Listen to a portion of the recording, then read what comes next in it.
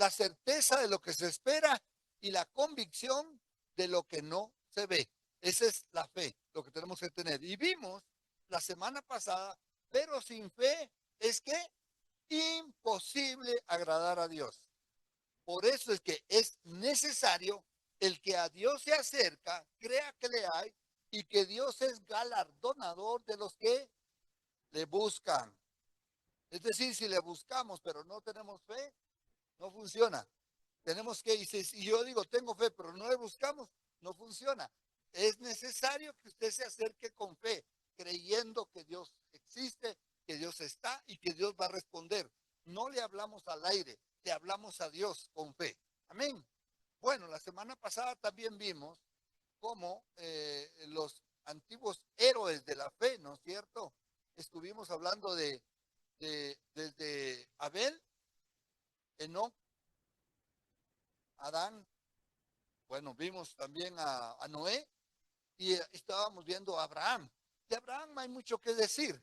Dice la escritura, por la fe también, la misma Sara. ¿Quién es Sara? La esposa de Abraham.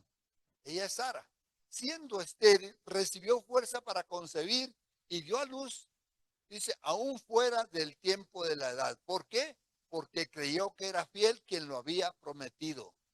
En la historia, cuando hablamos de, cuando hablamos de Sara, a veces no puedes quedar el saborcito de Sara, de que Sara se rió, que Sara no creyó. Bueno, todos tenemos nuestros momentos. ¿Cuántos han tenido momentos de duda? ¿Cuántos hemos tenido momentos de debilidad? No todo cuanto a nosotros pensamos creer en Dios lo recibimos, no todo. Hay cosas que no recibimos, hay cosas que nos quedamos y empezamos a dudar. Y Sara tuvo su momento de flaqueza, pero me encanta. ¿En qué libro estamos leyendo? No estamos leyendo en Génesis, estamos leyendo en Hebreos, en el Nuevo Testamento, donde están los héroes de la fe. Aquí está Sara. Sara no se quedó afuera. Sara le creyó a la final, tuvo que creer porque dijo, bueno, no, perdón Dios, ¿no es cierto? Hubo un rato que yo me reí, un rato que yo pensé que esto no iba a pasar, pero sí creo. ¿Cree usted en los milagros de Dios? Regrese a su Dios y dígale ahora, Señor, con estos temas yo voy a creer en ti, me voy a acercar con certidumbre de que siendo Sara estéril. Súmele que Sara no solo era estéril, era vieja, era una mujer mayor de 90 años, ¿sí? Cuando Dios le habló, fue, fue Sara quien concibió a los 90 años. Tenía posiblemente, con mucha suerte, unos 50 o 40 años que había pasado el tiempo de su menstruación. Es decir, por eso dice, se sentía seca. Ya no ella pensaba que no iba a concebir, ¿no? Pero ella tuvo fe y le dijo a Abraham, ven Abraham, probemos, porque yo tengo fe, porque yo creo, y yo tú también crees. Sí, ven Abraham, acércate. Y entonces ellos concibieron a su debido tiempo, ¿no es cierto? Esos tiempos de la espera de las cosas que Dios va a hacer, a veces sentimos que se hacen demasiado largos, pero a la final de cuentas, y esta Sara creyó que era fiel quien lo había prometido. Ese es el asunto. ¿Quién es el que promete? Usted lee la Biblia, ¿quién le está prometiendo estas cosas? Es Dios. Es alguien que no va a fallar, alguien que no nos va a dejar afuera, es alguien que a la final va a cumplir. ¿Cuántos creen que Jesús viene pronto? Porque Él viene y el que lo prometió es fiel. Él dijo, regresaré, voy a estar con ustedes, voy a venir por ustedes. Así es que nosotros estamos creyendo, por lo cual también de uno, y ese ya casi muerto, ahora de ese uno, ese ya casi muerto, ¿a quién se refiere? Abraham, que tenía 10 años más que Sara, ¿sí? Abraham andaba ya por los 100 años, ¿sí? De uno ya casi muerto, pero no estaba muerto. Abraham, no estás muerto. Abraham, confía, ven conmigo. Vamos a hacer la tarea, vamos a cumplir. Porque Dios en algún momento, después de tanto creerle, después de tanto acercarnos el uno al otro, Dios va a hacer que la promesa se haga realidad. Y dice que salieron como las estrellas del cielo en multitud. como la arena del mar, innumerable que está a la orilla del mar. Estas dos cosas a veces las pasamos por alto. No nos damos cuenta de lo que Dios nos está poniendo en la Biblia, pero cuando Dios le habló a Abraham,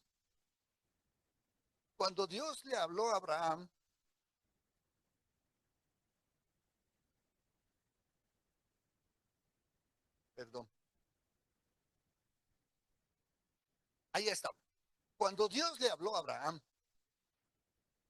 le dijo algo que puede asimilarle a lo que podría llegar a pasar. Cuando usted piensa, yo voy a tener un hijo, usted piensa a quién se va a parecer, a la mamá, al papá o a los dos, o al hermanito, o a un tío, o al abuelo. Nunca piensa en la suegra, pero se puede llegar a parecer a ella, ¿no es cierto? Puede ser que se parezca, pero usted tiene que tener una idea de lo que va a tener. Usted se tiene que ver cargando un bebé, usted se tiene que ver criando a un hijo. Y aquí me gustó porque entonces el Señor hubo un momento que sacó a Abraham y le dijo, ven Abraham, platiquemos. ¿Cuántos saben que Abraham se consideraba amigo de Dios? Lo sacó a platicar y le dijo, a ver, Abraham, echémonos un vistazo para el cielo. ¿Qué miras, Abraham? Tantas estrellas, dijo Abraham. No había luna esa noche, pero estaba inundado de estrellas. Pues entonces le dijo el Señor, así como las estrellas. Esto se llama una ilustración. Tenemos que tener ilustración de lo que Dios va a hacer. Si usted siembra un árbol, tiene que tener la idea de ver ese árbol crecer y verlo frondoso y verlo dando fruto. Y aquí el Señor le dijo, mira las estrellas. Y cuando él las vio, así va a ser tu descendencia. Pero todavía no tengo. Pero espérate, ya viene, va a haber uno. Y por ese uno se va a multiplicar. Amén. Y después le mostró la arena. ¿Cuántos hemos estado en la playa a agarrar un poco de arena y soltarla? ¿Cuánta cantidad de arena no habrá en una mano? Pero el Señor le dijo, así como la arena del mar, así en multitud será tu descendencia. ¿A cuál descendencia se refería? Nosotros somos parte de ese puño de la arena. Nosotros somos, porque no se estaba refiriendo a la carne, se estaba refiriendo a la promesa del hijo de la promesa, a los hijos que vendrían por la promesa. Hay muchos hijos que vienen por la promesa. Y aquí tenemos a nosotros, ¿no es cierto? Abraham enfrentándose, viendo la arena, viendo el cielo. Pero al final se cumplió. Vino el hijo deseado, amén. Conforme a la fe, dice, escuche, murieron todos estos. ¿Quiénes? Los que ya mencionamos. Abel, Enoc, Noé, Abraham, Sara, Isaac, Jacob, todos murieron. Pero ¿qué dice de los que murieron? ¿Sí? Sin haber recibido lo prometido. Por eso se llama fe. Aunque ellos no lo recibieron en vida, lo van a recibir en resurrección. Lo que uno no recibe en vida, lo va a recibir en resurrección. ¿Cuántos piensan que de repente algunos de nosotros no estemos cuando venga Cristo? Tal vez hayamos muerto algunos, o tal vez no. Pero si ya morimos, nosotros vamos a recibir a Cristo en resurrección. Cuando seamos levantados, cuando seamos ahí. Y esto está diciendo, ellos no lo recibieron, pero a la final sí tuvieron la expectativa de que Dios los iba a levantar de los muertos, sino mirándolo de lejos, dice. Eso de mirándolo de lejos era porque ellos leían la Biblia, leían las Escrituras y se proyectaban hacia el futuro. ¿Ah? Y decían, claro, ya se va a dar, ¿no? Y creyéndolo, mirándolo de lejos y creyéndolo. Por eso es que hay esa canción que dice, cuán gloriosa será la mañana cuando venga el Señor Jesús, el Rey de Gloria, ¿no es cierto? Y entonces todos unidos, le veremos al Señor, todos unidos. Pero a veces hasta es bonito cantar esas canciones que dice, cuán gloriosa será la mañana cuando venga Jesús, el Rey de amor. ¿Mm? Las naciones unidas como hermanos, alabanzas daremos al Señor. ¿Ah? Qué chévere, ¿no? Seremos levantados con el Señor. pero cantar las canciones. A veces yo me pongo a oír esas canciones en YouTube, en los videos viejos. Ahí están las alabanzas que hablan del día del Señor. Y yo me pongo a cantar con ellos y visualizo cómo será cuando el Señor venga en las nubes, en gloria, con sus ángeles. Pero hay personas que no esperan a Jesús, que están tan enfocados, puestos sus ojos en la tierra, en las cosas que hacen, y no ven las que no están hechas todavía, y no ven por las cuales nosotros oramos, clamamos y pedimos que Dios nos ilumine y nos muestre las cosas que vienen. Dice ellos que estaban saludándolo y confesando que eran extranjeros y peregrinos sobre la tierra. ¿Cuántos de ustedes confiesan? ¿Cuántos de nosotros confesamos que somos extranjeros y peregrinos en la tierra? Estamos diciendo, soy extranjero, soy peregrino. ¿Mm? Por eso es que a donde nosotros vamos no hemos salido de nuestra patria, porque nosotros ya tenemos el pie puesto en la patria celestial. Amén. Y aquí, hermanos, estamos de paso. Somos extranjeros, somos peregrinos. ¿Qué hace un extranjero y un peregrino? Se enfoca en su regreso, cuando ya es hora de que tiene que regresar a su patria. Y nosotros nos enfocamos en el día que vamos a ser llevados con el Señor. Nuestra fe debe estar puesta en ese día glorioso. Es que todavía falta mucho, es que falte lo que falte. Todos estos, dice, no lo vieron, solo creyeron, solo lo confesaron, vivieron como extranjeros y peregrinos. Y por eso alguien se pregunta, ¿por qué Abraham? Porque Dios permitía que ellos vivieran en carpas. Porque Dios les estaba mostrando, Abraham, tranquilo, ¿m? Vas para tu ciudad celestial. ¿Ah? ¿Sí o no? Sigue diciendo, porque lo que estos dicen, escuche esto, claramente dan a entender que buscaban una patria. ¿Cuántos de nosotros claramente damos a entender a los que nos ven que nosotros estamos como extranjeros acá? Porque no vamos tras lo que el mundo va, no corremos tras lo que el mundo corre. Tenemos una confianza, estamos en paz. ¿Sí? No nos alocamos con las malas noticias de un país que está teniendo problemas con el agua, con la lluvia, con la luz. Nosotros nos enfocamos en el cielo. Ah, esto es pasajero, hermanos, tranquilo. Por eso es que la pandemia se hizo corta, porque estábamos enfocados en lo que Dios traería, en lo nuevo, y que algún rato esto va a ser pasajero. Porque nosotros nos enfocamos. Ellos, dice, claramente daban a entender que buscaban una patria. Esto nos reta a nosotros, esto nos insta a nosotros a que debemos de vivir y mostrar que vivimos no anclándonos en esta tierra, no apegados a nuestros bienes materiales. Por eso somos sueltos, por eso somos desprendidos, por eso compartimos con el pobre, con el prójimo, con el que tenga necesidad. Porque aquí estamos de paz. Aleluya. Gloria a Dios, ¿no es cierto? Esto es maravilloso. Sigue diciendo, pues si hubiesen estado pensando, si todos estos hubiesen estado pensando en aquello de donde saldrían, ¿sí? Ciertamente tenían tiempo de volver. Abraham dijo, bueno, ya cumplí, ya llegué aquí, ahora regreso a mi tierra, regreso a mi lugar. Ellos no estaban pensando en esto, porque ciertamente tenían tiempo para volver, pero no lo hicieron. No estaban, porque ellos van a la ciudad celestial. Ellos decían, aquí ves de paso, no importa dónde nos lleve el Señor, no importa lo que de aquí en adelante pase, hermanos, nosotros tenemos nuestros anclados, nuestros ojos, nuestra mirada en Dios, en la vida eterna, en la patria celestial. Bueno, sigue diciendo, pero anhelaban una mejor.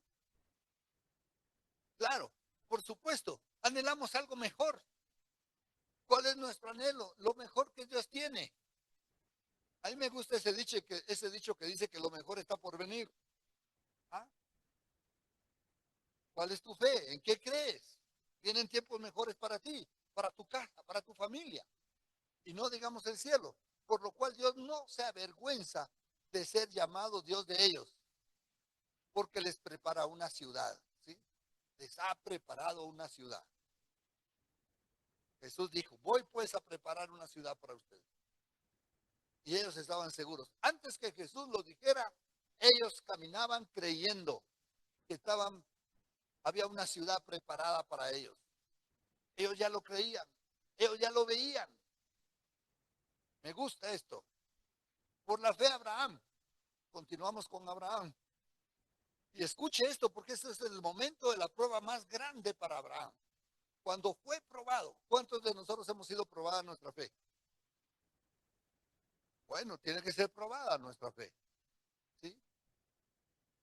Dice que el oro con fuego se prueba. ¿Sabe usted que para que saber qué tipo de oro es y la calidad de oro es, le pasan fuego? Y lo que no es oro se quema, se deshace, pero queda el oro puro. Entonces el Señor, cuando ve que nuestra fe está tambaleando, cuando ve que nuestra fe necesita fortalecerse, Dios nos prueba para ver si nuestra fe se va a sostener cuando realmente la necesitemos. Y aquí tenemos a Abraham dice, fue probado, dice, ¿sí? Ofreció a Isaac. Ahí fue probado cuando ofreció a Isaac. Y el que había recibido las promesas ofrecía a su unigénito. Vaya, este es mi único hijo. Dijiste que era como las estrellas del mar. ¿Sí? Las estrellas del mar.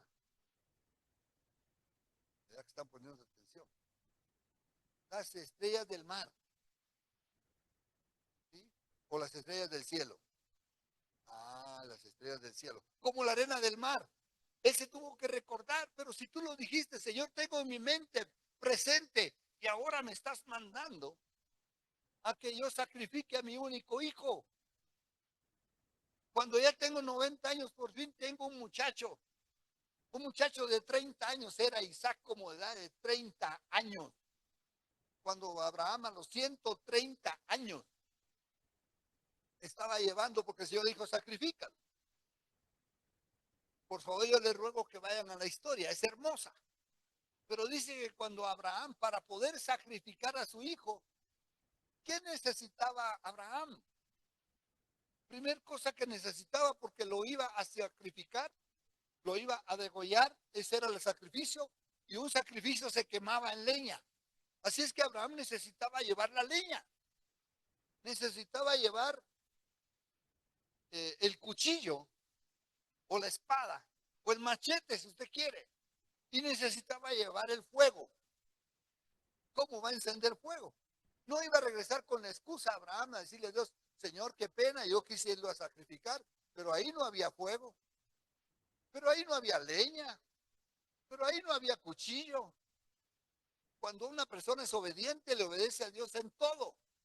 Abraham dice que se fue con sus criados y él llevaba burros, llevaba mulas y ahí llevaba la leña y llevaba a su hijo, iban conversando y el hijo le dice, Señor, vas al sacrificio, ¿verdad? Sí, sí, sí, Isaac, voy al sacrificio. Imagínense esa conversación. Señor, llevas la leña, tienes el cuchillo y tienes el fuego. Estás llevando un fuego encendido, llevaba tizones metidos encendidos. ¿Dónde pues, Señor, estará el sacrificio? Sin saber que el sacrificio era quién. Él. ¡Wow! Eso para mí es de los momentos más tremendos en la Biblia. ¿No es cierto? Porque el muchacho dijo, todo está listo.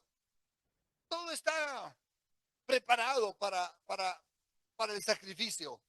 Pero falta lo más importante, el que va a ser sacrificado. Yo me imagino que los criados, cuando hizo la misma pregunta, también se preguntaran, ¿seré yo algún criado, no? ¿Me van a llevar a mí para el sacrificio? Pero eso es emocionante ver esa historia, porque dice que en algún momento determinado, escuche esto, en algún momento determinado pararon y les dijeron a los criados, hasta aquí llegan ustedes, ¿sí? Hasta aquí llegaron. Isaac, por favor, ayúdame a cargar la leña. Porque no le van a poner a Abraham de 130 años a cargar la leña, por favor. Aunque a mí me pongan a cargar está bien, pero a Isaac, a Abraham de 130 años, no.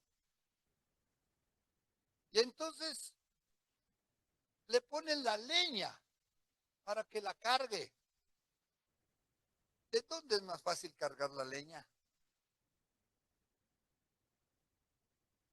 Ay, a ver, Eduardo, póngase de pie. Usted como yo somos cargadores. Póngase, ¿cómo hace usted para cargar la leña? Ahí. Otra manera podría ser en la espalda, ¿no es cierto? En la espalda y agarrado acá, la leña amarrada. A ver, Eduardo, usted, porque yo estoy ocupado con las cosas. A ver, párese. ¿Sí? Llevando la leña, agachando un poco la cabeza para poder, ¿sí? Llevar la leña. Wow. Y ahora, ¿y Abraham qué iba a llevar? Por supuesto, el cuchillo y el fueguito. Lo iba moviendo para que no se le apague. ¿Ah? Señor, aquí llevo la leña, tú el cuchillo y el fuego. Ya dejamos a los criados, Señor, y el sacrificio. Otra vez la pregunta, el sacrificio. Dios proveerá, dijo Abraham. Y cuando llegaron al lugar del sacrificio, hermanos, ¿cuántos se están imaginando cómo pudo haber sido esto? ¿Qué es lo que primero hubieran hecho para el lugar del sacrificio?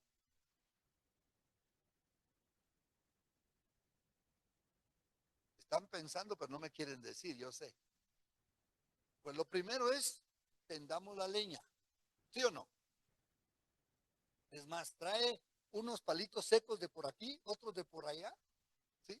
Los vamos a poner aquí y la leña encima. Vamos a poner toda la leña, porque el sacrificio es grande.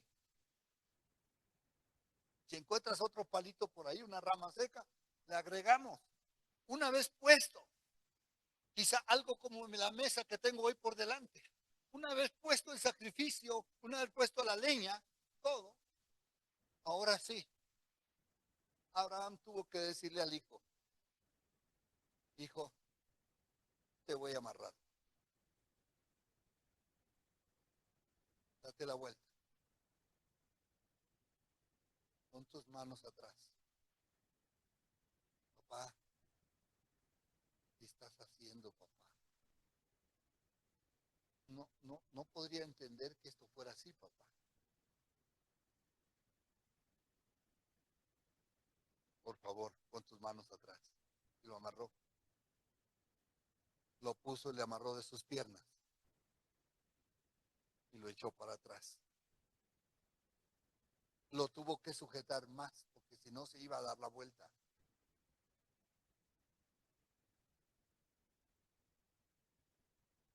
Wow, eso es tremendo.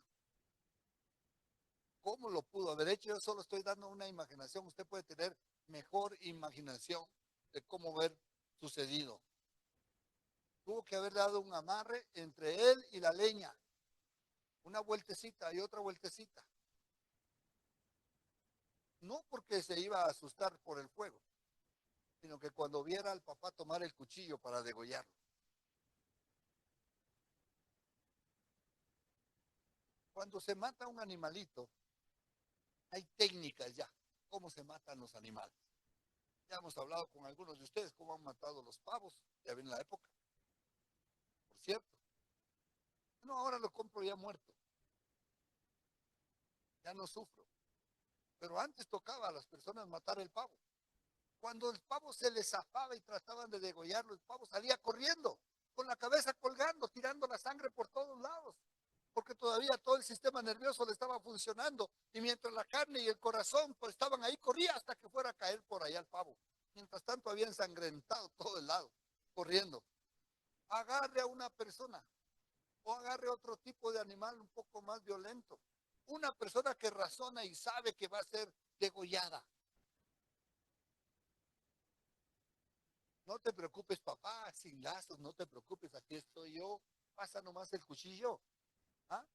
A una persona de 30 años.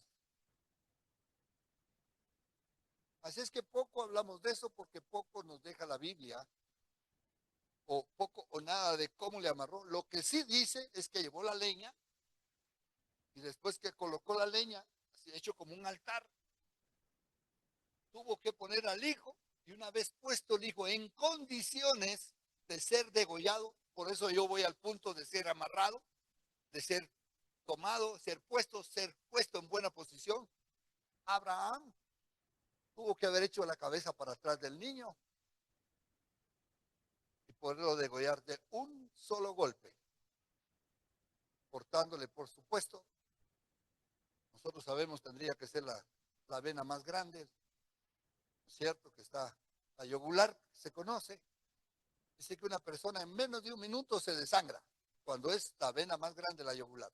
Cuando son otras venas puede durar hasta 5 minutos desangrándose. ¿Por qué se desangran las personas? No solo es por la gravedad, se desangran porque el corazón está bombeando. Y mientras más agitados estamos nosotros, cuanto más bombea nuestro corazón. Está el corazón, ¡pum, pum, pum, pum, pum, pum, pum! Y entonces la sangre está corriendo y la sangre encuentra un lugar donde salir y empieza a chorrear y a chorrear. Cuando ya no hay sangre, cuando ya no hay la vida, que la vida está en la sangre, se cayó toda la sangre y de repente tenemos a un cuerpo muerto. Pero ¿qué pasó en nuestra historia? Dice la Biblia que él levantó y cuando iba a bajar, el ángel del Señor le apareció y le dijo, detente, Abraham. Wow, porque veo que tienes fe. ¿Cómo sabía que tenía fe? En su obediencia. En la obediencia se muestra la fe. Detente porque tienes fe. Y entonces tenía que sacrificar algo a Dios y de repente ve, ya no tienes que sacrificar porque Dios ha provisto un sacrificio. Lo que precisamente preguntó Isaac, ¿dónde estaría el sacrificio? Había un animal amarrado por sus cuernos, metido entre una zarza, que no podía moverse de ahí porque estaba atrapado. Ahí está el sacrificio. No tienes que matar a tu hijo. He visto que tienes fe. ¿Ya se puso usted a pensar que ese sacrificio implica la muerte de Cristo y su resurrección? Isaac como figura de Jesús, cargando la cruz donde iba a ser sacrificado. Otro tipo de sacrificio, no con fuego, pero sí para ser muerto, para matarle. Y llegó y para poderle colgar en la cruz, para poderle levantar, para poderlo seguir haciendo, los estuvieron los soldados como hacían con todos, los sostenían en el suelo, los ponían contra la cruz que iban a utilizar, y ahí agarrado por soldados, casi todos los soldados, unos estaban en las piernas, otros en el abdomen, otros en las manos, porque usted trate de poner, no lo haga, trate de imaginarse que va a poner un clavo en una persona en su brazo extendido, ponga no más. Y los clavos sabemos que eran unos clavos gruesos, puntiagudos, para poderlo clavar y que pudiese sostener a la persona en el madero. Así es que ahí pusieron. Yo cada vez que en una película o estoy enfrente a una situación de estas, a mí me salen las lágrimas de pensar que eso hicieron con mi Señor. Y agarraron su mano y va el primer clavo. Y después va el segundo clavo. Y una vez agarrado de las manos, que ya no podía soltarse, todos se dirigían a sostener a sus piernas y agarrando sus pies, ya sea uno a uno o cruzando los pies como en algunas figuras nos muestran, poner un clavo que atravesara un pie o atravesara ambos pies de una sola vez. Y ahí está. Solo falta ¿qué? Levantar la cruz.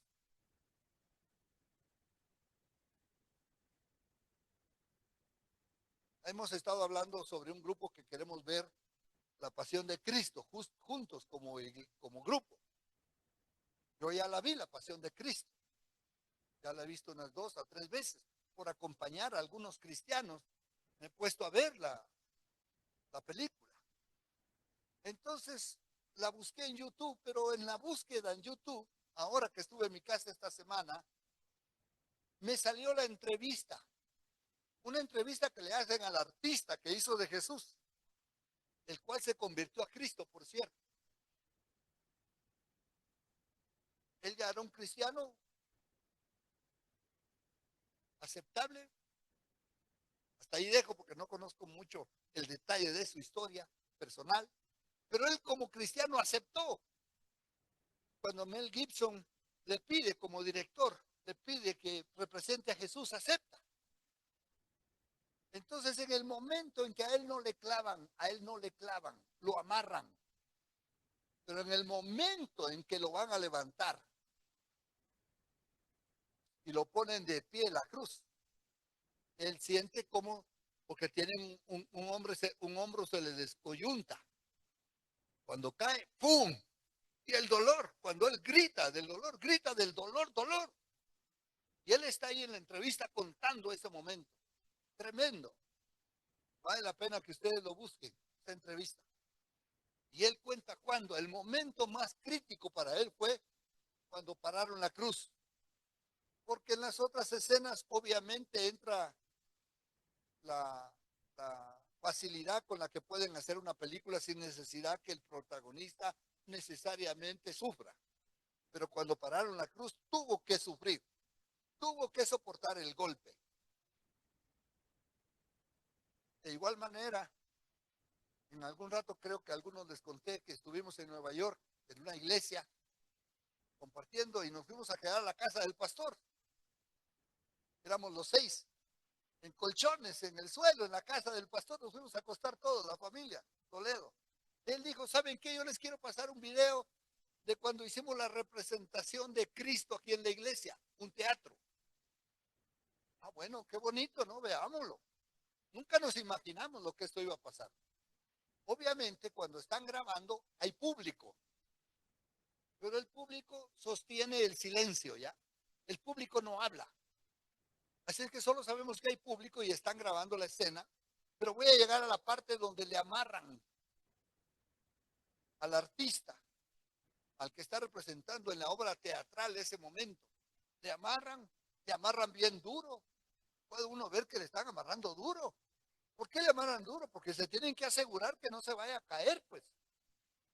A ellos no para que se mueva y salga corriendo, sino para que no se caiga. Entonces le amarran bien duro y entre todos le levantan. Pero para poner en pie la cruz, se necesita que donde entre no sea ajustado, para que la inclinación de la cruz que se está parando se resbale y caiga en el hueco. Ese es el cálculo. Esa es la única parte que no habían ensayado. Esa es la única parte que hicieron en vivo. Pero lo calcularon bien. Con sogas, con amarras, le subieron y ahí todos los hermanos, los que hacían de los romanos justicieros, le estaban jalando. Y así es que está este hombre, ¿no es cierto? No está para boca, para abajo, sino que está al revés, está subiendo acá. Este es el nivel que tiene. Y cuando por fin le enfocan, y cuando por fin la cruz está en cierto punto, la cruz cae y se va al fondo. ¡Pum! Cae, ¡pum, pum, pum, pum, pum! Y todo el público, ¡ah, ah, ah! Y nosotros gritamos también viendo. Y él queda, y el pobre muchacho.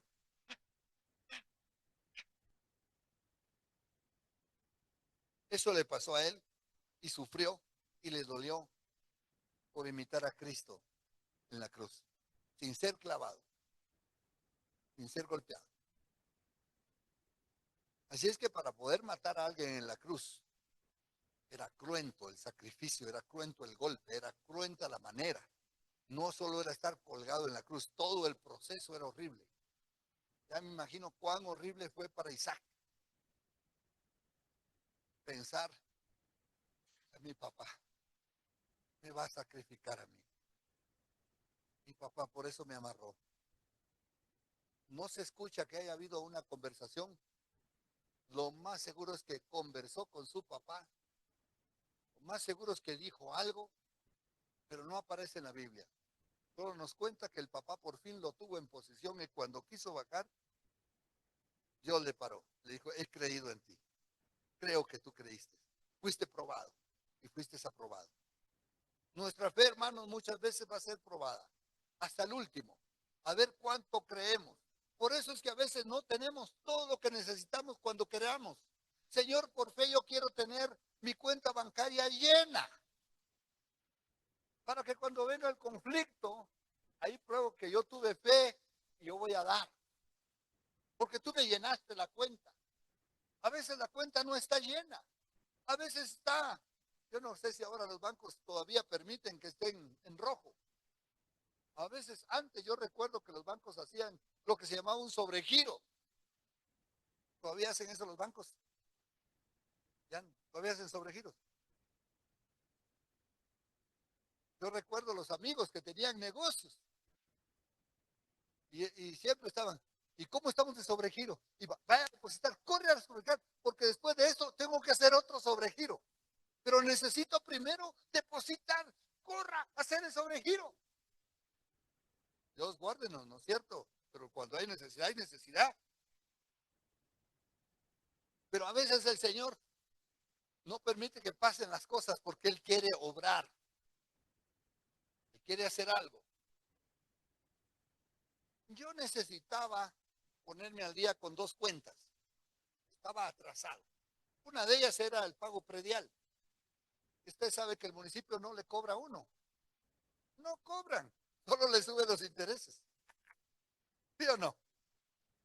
Yo estaba atrasado. Como no me está cobrando, estaba al día en otras cosas, pero en el pago predial no estaba al día. Pero eso me estaba molestando, ¿no? Y tenía otro gasto que hacer, que fue, ahorita se me escapa el otro gasto que, sí, las alícuotas del condominio. Yo estaba atrasado en las alícuotas y me da vergüenza.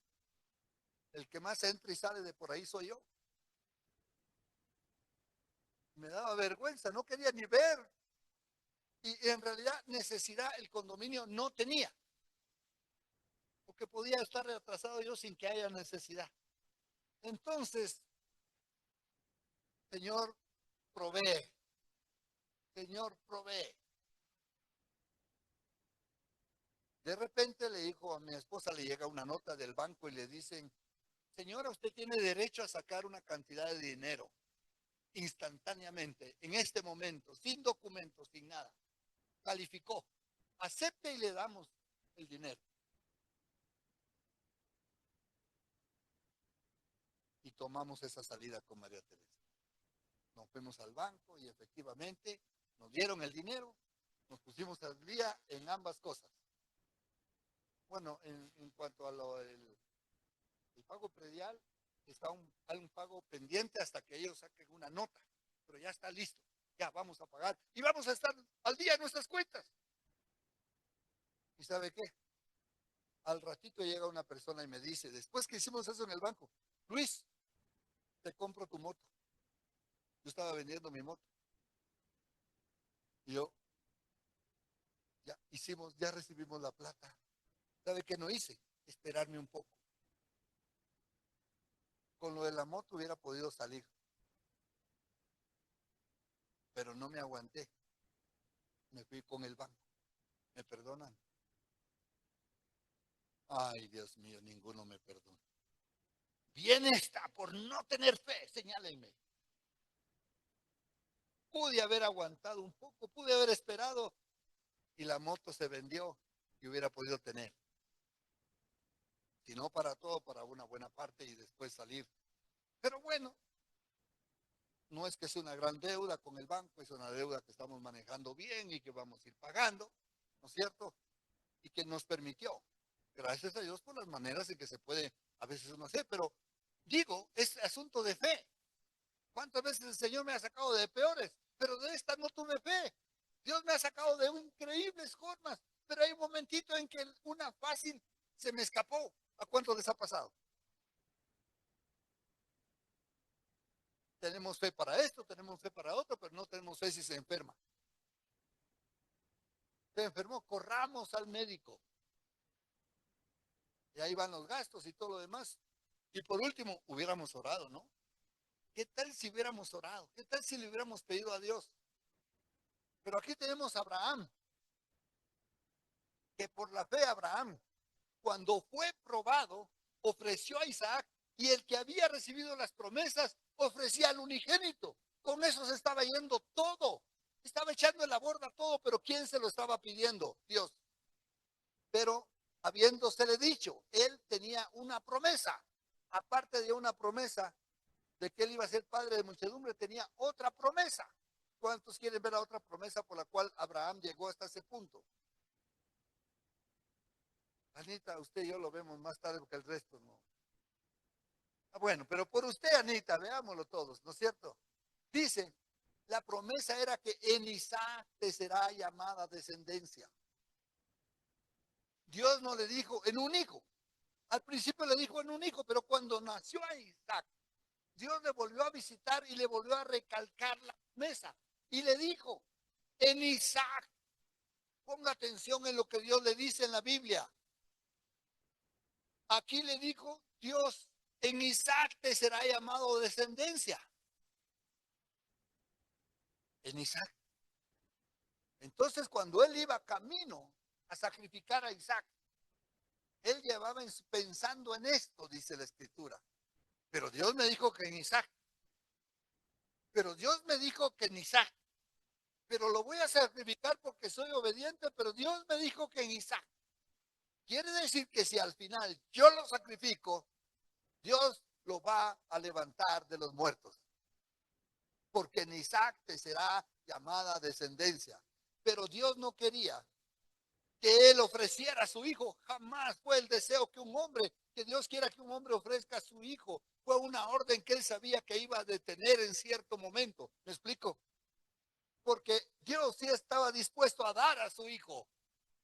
Dios sí fue hasta el final. Cuando Jesús estuvo en la cruz, bien pudo haber dicho Dios, hijo, no sufras más, ahorita te llevo. Antes que te crucifiquen, antes que te golpeen, antes que estés en la cruz, antes que des el último suspiro, yo te voy a llevar al cielo, porque soy Dios y lo puedo hacer. Pero Dios dio a su hijo hasta el último, porque lo estaba dando en rescate por todos nosotros. ¿Me explico? Y Dios no paró la mano. Y el Hijo Jesucristo murió en la cruz. Pero como él había muerto por nosotros y no por su pecado, él cuando fue al infierno estaba vivo. Y en el infierno le predicó a los espíritus encarcelados, como lo dice la palabra. Y les fue a decir a los que habían muerto en él, ahora sí van a salir conmigo al tercer día. Y salió primero Jesús y se manifestó. El primero de la resurrección fue Jesús. Y después hubo otros que resucitaron. En la misma época que Jesús resucitó, resucitaron otros y estuvieron y la gente los vio. Es hermosa la palabra de Dios, ¿no? Cómo se cumplió completamente en Cristo.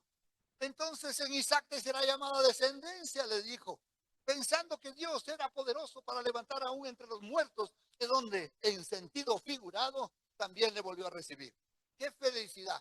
¿Cuántos creen? ¿Cuántos se pudieron imaginar el momento del sacrificio, el que nunca sucedió, el sacrificio de Isaac? ¿Cuántos se imaginaron? ¿Cuántos ahora se imaginaron cuando ya no le mató? ¿Qué pudo haber pasado?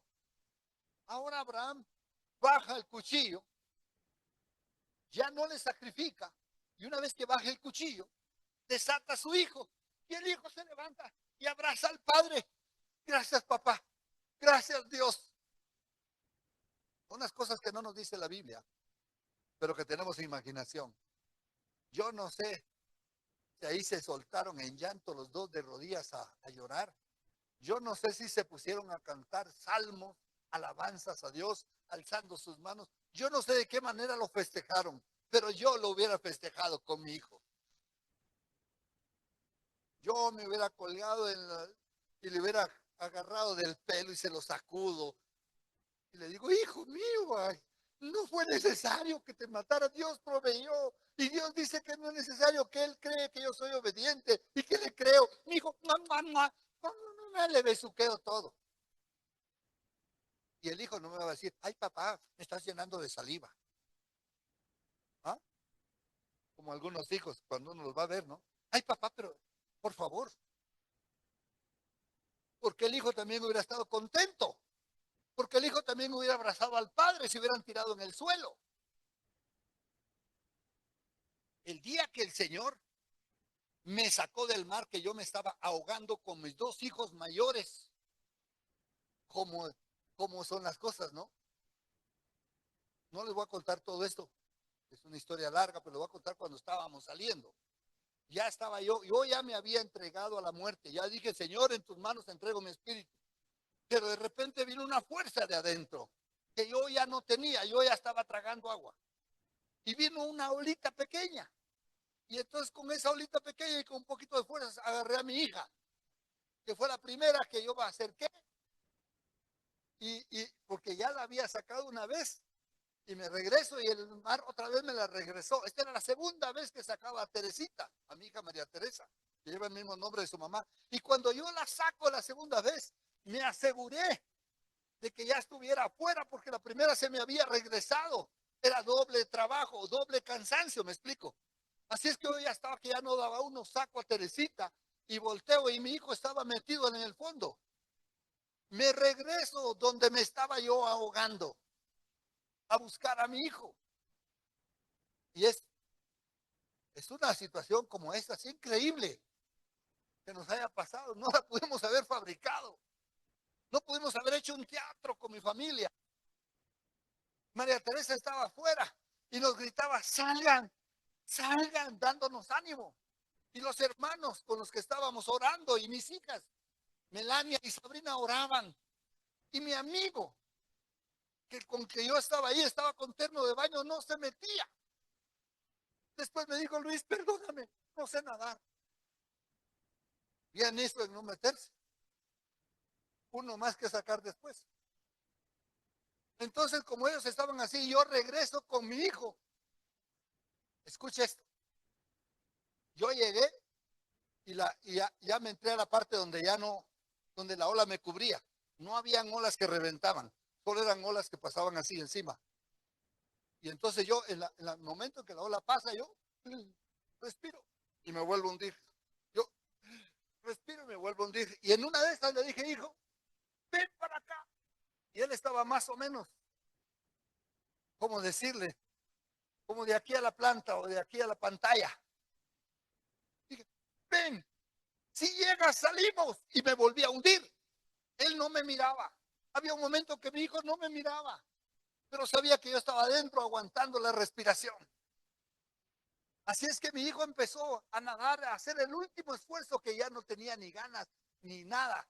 Y de repente cuando yo salgo, nos tomamos de la mano. Y yo me vuelvo a hundir y en la hundida le agarro y me lo paso por encima y lo empujo. Yo tragué agua, como no se imagina. Y cuando yo me levanto a respirar, que no podía ni respirar por el agua que me había tragado, mi hijo ya no estaba detrás de mí, ahora mi hijo estaba delante. Y entonces en la siguiente ola, yo me vuelvo a hundir y lo vuelvo a empujar de los pies y nos vamos. Y por fin una ola un poquito más fuerte nos sacó.